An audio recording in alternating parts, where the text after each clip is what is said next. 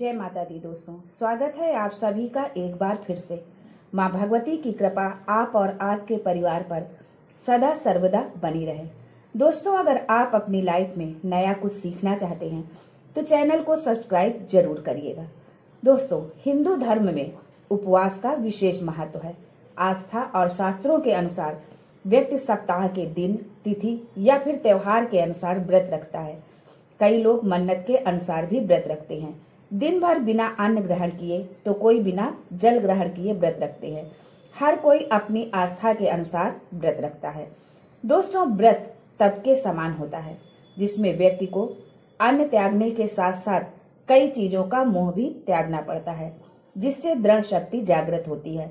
शास्त्रों के अनुसार व्रत करते समय कुछ नियमों का पालन करना चाहिए, वरना व्रत का पूरा फल प्राप्त नहीं होता है। दोस्तों, हिंदू धर्म में 33 कोटि देवी देवताओं की मान्यता है। हिंदू धर्म के अनुयायी देवी देवता को प्रसन्न करने के लिए पूजा अर्चना के साथ साथ व्रत भी रखते हैं। सभी की कामना होती है कि ईश्वर की कृपा दृष्टि उन पर बनी रहे। अपनी मनोकामनाएं, दुख, परेशानियों और कष्टों से छुटकारा पाने के लिए भी व्रत का ही सहारा लिया जाता है, ताकि कष्टों का निवारण हो सके। दोस्तों, हम व्रत तो रखते हैं, लेकिन उनसे जुड़े नियमों का हम ध्यान नहीं रखते, जिसके कारण व्रत का फल भी नहीं मिलता। व्रत में नियम और संयम बेहद जरूरी है। दोस्तों, आज हम बृहस्पतिवार व्रत के 3 बहुत जरूरी नियम के बारे में बताने वाली हूँ, जिन्हें अगर हम ध्यान नहीं देते, उनका पालन हम नहीं करते, तो जो व्रत हम कर रहे हैं उसका पूर्ण फल प्राप्त नहीं होता है। लेकिन उससे पहले आपसे रिक्वेस्ट करती हूँ कि वीडियो को लाइक करिएगा, दोस्तों को शेयर कर दीजिएगा, और अगर आपने अभी तक चैनल को सब्सक्राइब नहीं किया है तो चैनल को सब्सक्राइब करके बेल आइकन जरूर दबाइएगा। दोस्तों, आपने देखा होगा कि कुछ लोग बहुत दिनों से बृहस्पतिवार का व्रत कर रहे हैं। कई सालों तक बृहस्पति का व्रत करते रहते हैं, लेकिन उनकी कामना पूर्ण नहीं होती है। ऐसे में कौन सी गलतियां होती हैं जो हमारी मनोकामना पूर्ण नहीं होती? कहाँ हमसे गलती हो रही होती है जिसकी वजह से उसका पूर्ण फल प्राप्त नहीं होता है? दोस्तों, आज हम बृहस्पति व्रत के 3 ऐसे नियमों के बारे में बताने जा रही हूँ, जिसका पालन यदि आप नहीं करते हैं तो उसका पूर्ण फल आपको नहीं मिलता है।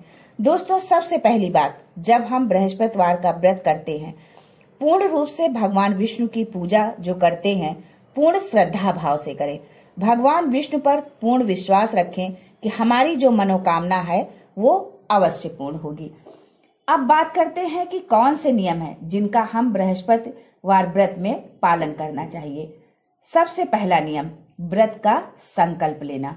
जब बृहस्पति देव की हम पूजा करते हैं, विष्णु भगवान की पूजा करते हैं, भगवान विष्णु कई वस्तुओं के कारक हैं, जैसे वैवाहिक सुख के कारक है, संतान के कारक हैं, ज्ञान के कारक है, शिक्षा के कारक है, धन के कारक है, हमारे भाग्य के कारक है।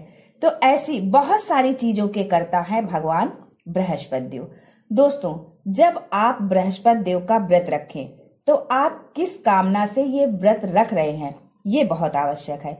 यदि आप संकल्प नहीं लेते, सिर्फ अपने मन में ही रखते हैं, संकल्प के समय नहीं बोलते हैं, तो वो आपकी कामना पूर्ण नहीं होगी। व्रत का फल तो अवश्य मिलेगा, पर वो किस रूप में मिलेगा, कहाँ मिलेगा और आपको क्या चाहिए, ये सोचकर व्रत की शुरुआत करें। जैसे आपकी धन प्राप्ति की कामना है या संतान प्राप्ति की कामना है, तो जब आप पहले दिन व्रत की शुरुआत करें तो संकल्प लें कि आप धन प्राप्ति के लिए या संतान प्राप्ति के लिए कोई भी एक कामना रखते हुए आपको व्रत करना चाहिए। आपको कितने व्रत रखने हैं ये भी संकल्प आपको लेना है, क्योंकि ऐसे नहीं कि हम कितने भी समय तक व्रत करते रहेंगे। जब आप किसी कामना विशेष से व्रत कर रहे हैं तो संख्या भी निर्धारित करें कि आप कितनी संख्या में ये व्रत कर रहे हैं। दोस्तों, वैसे तो हम कितने भी समय तक व्रत कर सकते हैं, कोई बंधन नहीं है कि 1 साल तक करना है या 2 साल तक करना है, 11 करना है या 21। हम आजीवन भी कर सकते हैं। लेकिन जब हम किसी विशेष कामना से व्रत करते हैं तब संकल्प लेना आवश्यक है कि हम इस कामना से इतनी संख्या में व्रत करना चाहते हैं, और उतनी संख्या पूरी होने के बाद विधि विधान से उस व्रत का उद्यापन करें। उसके बाद ही आपका व्रत पूर्ण होता है। आप उसके बाद चाहे तो फिर से व्रत शुरू कर सकते हैं, लेकिन जितनी संख्या में व्रत का आपने संकल्प लिया है तो उतनी संख्या पूर्ण होने पर व्रत का उद्यापन करना बहुत जरूरी होता है। यदि आप इस तरह से व्रत रखते हैं, एक संकल्प के साथ कामना रखकर, तो उस कामना के पूर्ण होने के बहुत जल्दी आसार बनते हैं। शीघ्र ही वो कामना पूर्ण हो जाती है। दूसरा जो नियम है जिसका पालन करना बहुत जरूरी है। दोस्तों, हम सभी जानते हैं कि बृहस्पतिवार का जब हम व्रत करते हैं तो उस दिन हम बाल नहीं धोते हैं। इसके लिए आप बुधवार को बाल धोएं और बृहस्पति को व्रत रखें। जब हम बुधवार को बाल धोते हैं तब से हमें सात्विक भोजन करना चाहिए। सात्विक भोजन का मतलब लहसुन प्याज ना पड़ा हो, मांस मदिरा का सेवन उस दिन से ना हो। इस तरह से बुधवार के दिन से ही आपको व्रत की शुरुआत करनी है। बुधवार से ही सात्विक भोजन ग्रहण करते हुए, यदि आप शादीशुदा हैं तो आपको बुधवार से ही पूर्ण रूप से ब्रह्मचर्य का पालन करना है। उसके बाद बृहस्पतिवार को व्रत रखना है। बृहस्पतिवार की शाम को जब हम मीठा भोजन करते हैं, शुक्रवार के दिन ही हम नमक खाते हैं। बृहस्पतिवार के व्रत में हम नमक नहीं खाते हैं। कुछ भी पीला भोजन जो भी आप खाते हैं वो मीठा ही होता है। शुक्रवार के दिन जब हम भोजन करते हैं तो ध्यान रखना चाहिए कि शुक्रवार के दिन जो हम भोजन करें वो भी सात्विक ही होना चाहिए। मतलब उस भोजन में भी लहसुन प्याज डला हुआ नहीं होना चाहिए। सात्विक भोजन बुधवार को भी रखना है और शुक्रवार का भी। इस तरह से हमें बृहस्पतिवार का व्रत करना है।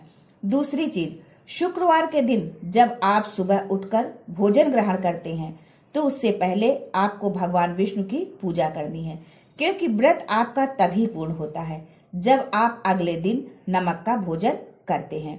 इसलिए आपको शुक्रवार के दिन प्रातः उठना है, स्नानादि से निवृत्त होकर भगवान विष्णु की पूजा करनी है, उनसे प्रार्थना करनी है कि जिस कामना से मैंने व्रत रखा है वो कामना मेरी पूर्ण हो जाए। उसके बाद उस दिन भी सात्विक भोजन लेना है। तीसरा जो नियम है वो बहुत जरूरी नियम है। दोस्तों, जब हम व्रत में पूजा करते हैं तो वो किसी भी समय कर लेते हैं, ऐसा आपको नहीं करना है। आपको बृहस्पतिवार का जो व्रत रखना है उसके लिए आपको प्रातः काल उठना है। पूजा का जो समय होना चाहिए वो सूर्योदय के 1 घंटे के भीतर का जो समय होता है उसी में आपको पूजा कर लेनी है। ऐसा क्यों? क्योंकि इस समय गुरु का होरा होता है। हर एक दिन का एक होरा होता है। जैसे मान लीजिए सोमवार का दिन है तो 1 घंटे तक सोमवार का होरा होता है। ऐसे समय में की गई पूजा बहुत शुभ फल देने वाली होती है। किसी भी दिन सूर्योदय के 1 घंटे के अंदर जो हम पूजा करते हैं उसका बहुत ही शुभ फल और पूर्ण फल हमें प्राप्त होता है। देर से की गई पूजा का हमें उतना फल नहीं मिलता है। हम जितनी देर करते जाते हैं पूजा में उतनी ही हमारी पूजा निष्फल होती जाती है। बृहस्पतिवार ही नहीं, कोई भी पूजा जो आप करते हैं वो उस दिन के होरा में होनी चाहिए, यानी कि सूर्योदय के 1 घंटे के भीतर आप अपनी पूजा पूरी कर लें। दोस्तों, यहाँ एक शब्द आया है होरा, तो होरा के विषय में कुछ संक्षिप्त जानकारी आपको दे दें कि होरा क्या है और इसका महत्व क्या है। होरा ज्योतिष शास्त्र का महत्वपूर्ण अंग माना जाता है। शुभ मुहूर्त के अभाव में कोई मंगल कार्य न रुके, इसके लिए ज्योतिष में होरा चक्र की व्यवस्था बनाई गई है। ऐसा कहा जाता है कि होरा काल में किया गया कार्य शुभ मुहूर्त में किए गए कार्य की भांति सिद्ध होता है। इसलिए होरा शास्त्र को कार्य सिद्ध का अचूक माध्यम माना गया है। सूर्योदय से अगले दिन सूर्योदय तक 24 होरा होती हैं और एक सूर्योदय से एक सूर्यास्त तक होरा की संख्या 12 होती है।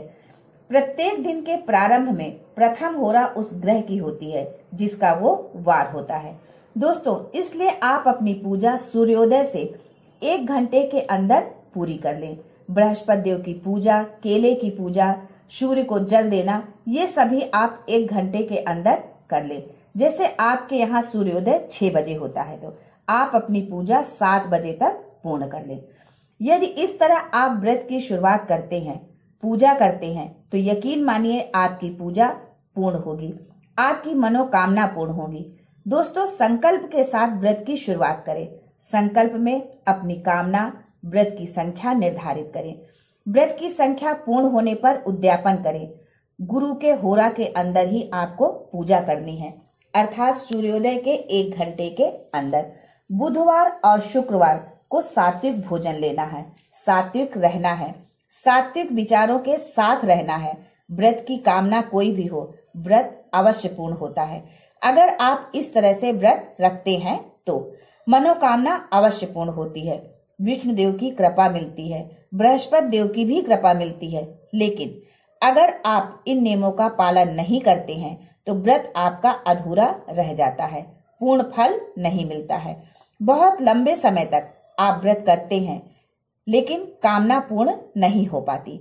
दोस्तों, आप इन बातों का ध्यान रखें और इन बातों का ध्यान रखते हुए अगर आप व्रत करते हैं तो आपकी सभी मनोकामनाएं पूर्ण होती हैं, क्योंकि बृहस्पति देव सभी सुखों के कारक है। भगवान विष्णु आपकी संपूर्ण मनोरथ सिद्ध करें। आज के लिए बस इतना ही।